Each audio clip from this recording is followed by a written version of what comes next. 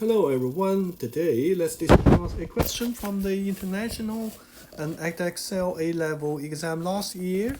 So as you can see in the question, it says a curve C has equation y equals f of x with x greater than 0. A point P lies on C.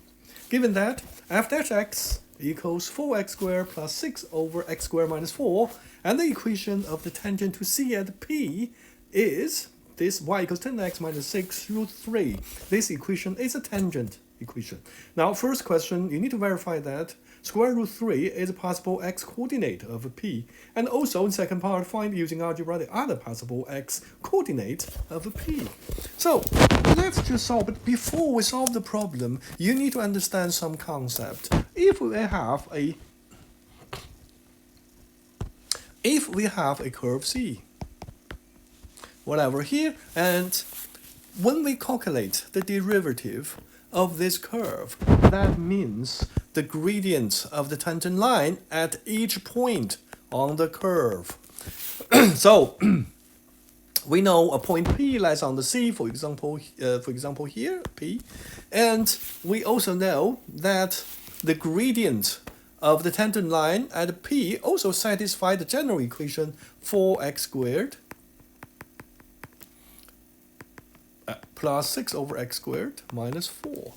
And then we also know that we also need to verify that root 3 is a possible x coordinate of a P. How can we verify that? We notice that from this tangent equation, the gradient is 10. Okay, the gradient is 10, which also means if we plug in x as root 3 into the f dash, which is the differentiation of the original curve, it should give us 10.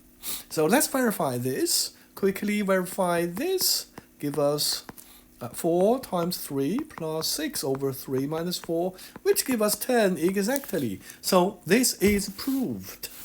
That is the first part. The second part, you need to find another possible x coordinate of P. That means we need to find another x such that 4x squared plus 6 over x squared minus 4 equals 10 as well. How can we find this? We just need to multiply 10x squared, both sides of the equation.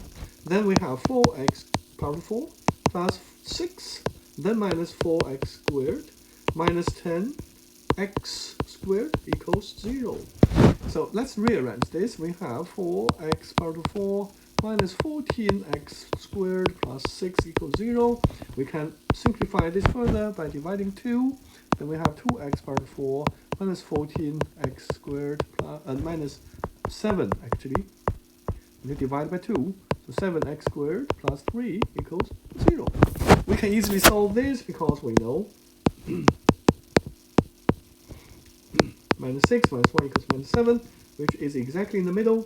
Therefore, x squared minus 3 or x squared 2x squared minus 1 equals 0.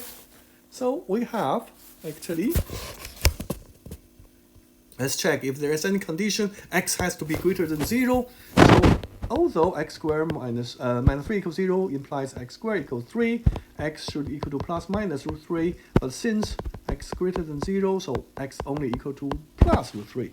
Similarly, when 2x squared minus 1 equals 0, we have x squared equals half. And therefore, when we take the square root, x equals plus minus root 2 over 2. And since x greater than 0, so we have x equals root 2 over 2. So that is the other answer mentioned in question A2. So now we need to find the equation of the normal to C at P. So normal to C at P, that means the gradient of the normal is perpendicular to the gradient of the tangent line. So we need to find out the two possibilities. What are the points? So when x, this will be when x equals root 3,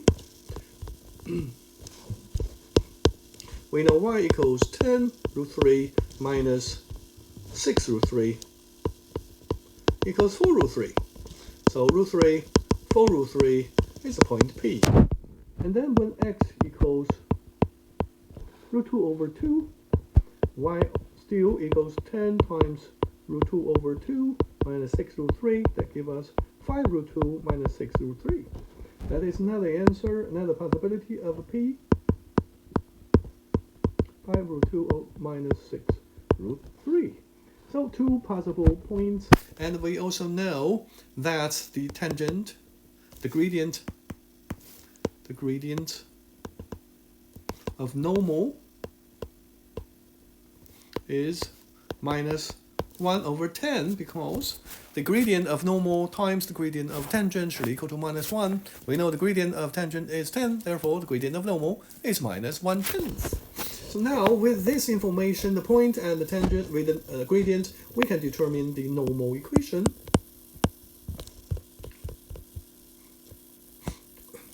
We only do the root 3, so normal and to the curve at P root 3 for root 3. So what do we have here will be y taken by 4 root 3 equals minus 1/10 x minus root 3. So we need to simplify this one. So give us y equals minus 1/10 x plus root 3 over 10 plus 4 root 3. So simplify further, we have 1/10 x plus, we can say 4 and 1/10 root 3, or 41 over 10 root 3. So that is part B, okay? So now you need to find f of x, the original curve. Since we have only the differentiation of original curve, so we need to integrate this. So f of x equals the integration of 4x squared plus 6 over x squared, then minus 4 dx. Okay, what we have here will be 4 over 3 x power to 3 x cubed plus, or we say minus is before we can write 6 power to minus 6 x power to minus 2. Then when we integrate, we have minus, then we still have 6, then here is x power to minus 1. Then minus 4x plus c. That is the curve, but we need to determine c. So we do need to put the point P into this and then find what c is. So 4 root 3 equals 3 thirds and root 3 cubed minus 6 over root 3 minus 4 root 3 and then plus c.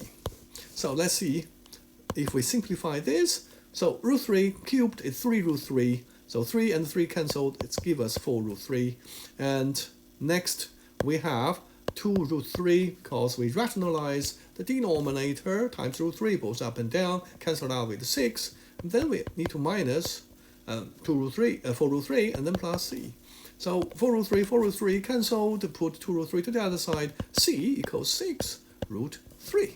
So now we have our original curve, which is